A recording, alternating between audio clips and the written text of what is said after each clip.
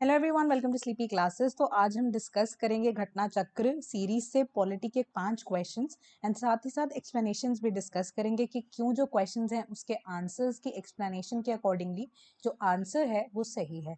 So first question we have is कि with respect to प्रधानमंत्री formalisation of micro food processing enterprises consider the following.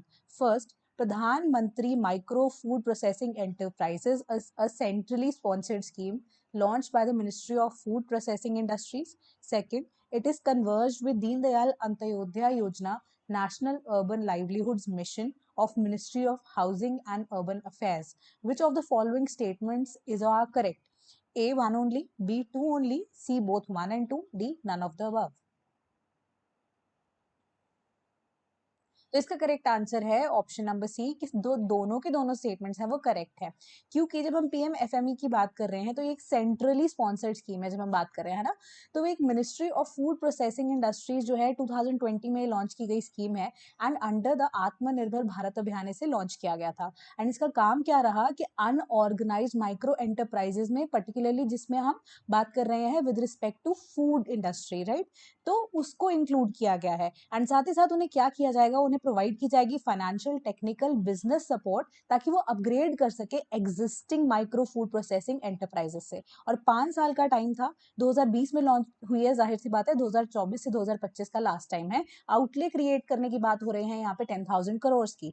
And approach क्या रहेगी कि हर एक district से हर एक प्रोडक्ट को क्या करें, हम करें प्रमोट। एंड स्टेट्स इसमें इंक्लूडेड की गई हैं। एंड स्टेट्स का काम क्या रहेगा कि वो आइडेंटिफाई करेंगी फूड प्रोडक्ट्स को, यानी कि perishable, agriculture produce, serial based products, state wise, district wise one product को ऐसे ही हम कहेंगे कि प्रमोट करती रहेगी। एंड साथ ही साथ इसे कन्वर्ज किया गया है दीनदयाल अंत्योदया योजना, that is national urban livelihoods mission of ministry of housing and urban affairs. So second statement भी हमारी करेक्ट हो जाती है। और कन्वर्जेंस के पार्ट से जब हम बात कर रहे हैं तो स्टेट अर्बन लाइवलीहुड मिशन जो है अंदर द डे यानी कि DAYNULM की जिसका जब हम बात कर रहे हैं, यानी कि दीनदयाल अंत्योदय योजना नेशनल अर्बन लाइवलीहुड्स मिशन की जब हम बात कर रहे हैं तो वो एक तरह की सीड कैपिटल प्रोवाइड करेगी एज अ ग्रांट।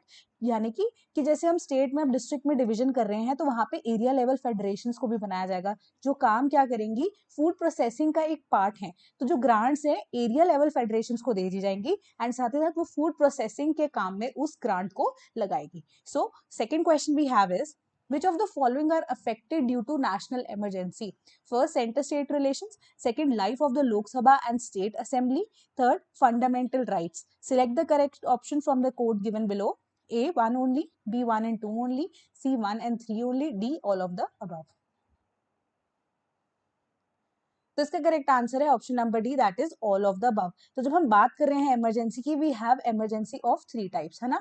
तो अब हमारे पास एक्सटर्नल एग्रेशन से इमरजेंसी होती है, हमारे पास फाइनेंशियल जब हमारी स्टेबिलिटी हार्म होती है तो उस टाइम के लिए इमरजेंसी होती है। देन वी हैव इमरजेंसी जब हमारे पास विद इन अ स्टेट कोई ना कोई इशू आ जाता है। बट अगर हम नेशनल इमरजेंसी की बात करें, यानी कि हमें एक्सटर्नल थ्रेट हो रहा है, तो उस टाइम पे वी हैव सीन कि जो स्टेट्स हैं दे सीज टू ऑपरेट, तो यूनिटरी एक कंट्रोल चला जाता है सेंटर के पास। साथ ही साथ life of Lok Sabha and state assembly कि अब कोई इलेक्शन होने होते हैं उन्हें भी टाल दिया जाता है फर्दर, है ना। तो लोकसभा जो है वो पावर में आ जाती है as compare to state assembly को जब हम कंपेयर करते हैं। साथ ही साथ फंडामेंटल राइट्स की जब हम बात करें, they also cease to operate apart from 2 fundamental rights, that is right to life and liberty and protection from जब अरेस्ट की जब हम बात कर रहे हैं तो वो फंडामेंटल राइट्स जो है हमारे, they cease to operate apart from 2 fundamental rights. तो सेकंड क्वेश्चन का आंसर है हमारा option number D, all of the above.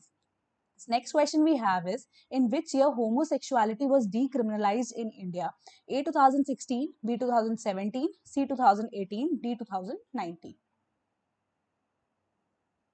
तो इसका करेक्ट ऑप्शन है option number C, that is 2018। तो केस का क्या नाम था, Navtej Singh Johar versus Union of India.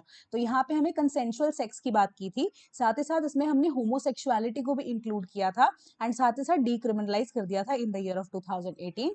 And judgement में क्या किया गया, सेक्सुअल माइनॉरिटीज इन इंडिया को कहा गया कि इफ दे आर विलिंग या वो consensually they are having a consortium of that such, तो एक हम उनको अलाउ कर देते हैं living with dignity. So the case name was Navtej Singh Johar versus Union of India. Next question we have is, Which of the following were the reasons for the establishment of Gram Nyayalayas? First, access to justice by the poor and disadvantaged. Second, Law Commission of India in its 114th report on Gram Nyayalayas suggested establishment of Gram Nyayalayas. Third, justice to the poor at their doorstep. Select the correct option from the code given below. A 1 only, B 1 and 2 only, C 2 and 3 only, D all of the above.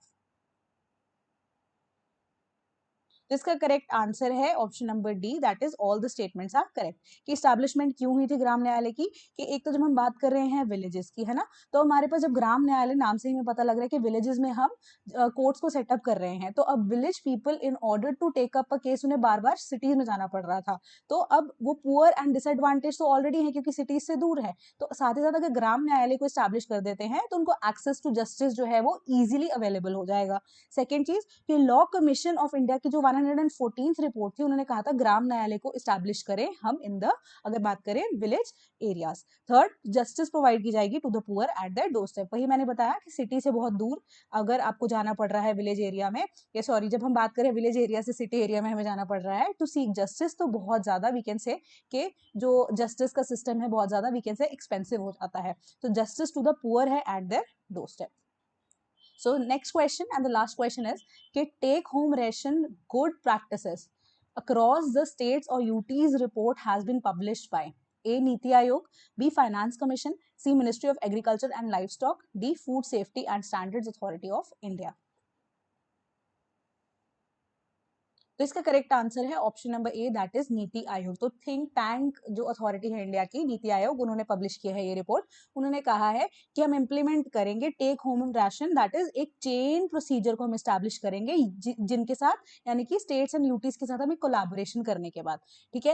And क्या होगा, government of India provide करेगी कि आप ration लेके जा सकते हैं घर पे under the supplementary nutrition component, ठीक है।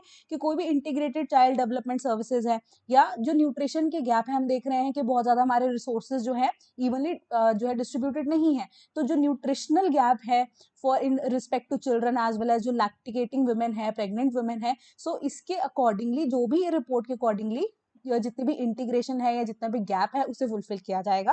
एंड साथ ही साथ गुड प्रैक्टिसेस को हम कंपाइल करके कोलैब करके इनोवेशन करेंगे in the take home ration programmes and in various states and union territories. और अब प्रोडक्शन के रिगार्डिंग, फॉर्मुलेशन के रिगार्डिंग, अब जैसे हम खाना प्रोवाइड कर रहे हैं, राशन प्रोवाइड कर रहे हैं, तो उनकी प्रोडक्शन के ऊपर भी ध्यान देना पड़ेगा, फॉर्मुलेशन के ऊपर भी ध्यान देना पड़ेगा, डिस्ट्रीब्यूशन के ऊपर भी, लेबलिंग के ऊपर भी, पैकेजिंग के ऊपर भी, क्वालिटी एश्योरेंस भी देनी पड़ेगी। साथ ही साथ लोगों का उसके प्रति जो है क्या बिहेवियरल चेंज रहेगा, उसका जो है सारा का सारा ब्यौरा जो है इस रिपोर्ट में दिया जाएगा। एंड साथ साथ एक कैटलॉग बनाया जाएगा ऑफ फूड प्रैक्टिसेस, और ये स्टेट एंड सेंट्रल गवर्नमेंट को हेल्प करेगी ताकि वो राशन को जो है फर्दर, या टेक होम राशन प्रोग्राम्स को फर्दर जो है इलेबोरेटिवली इम्प्लीकेट कर सके। सो आज के लिए इतना ही। Thank you so much.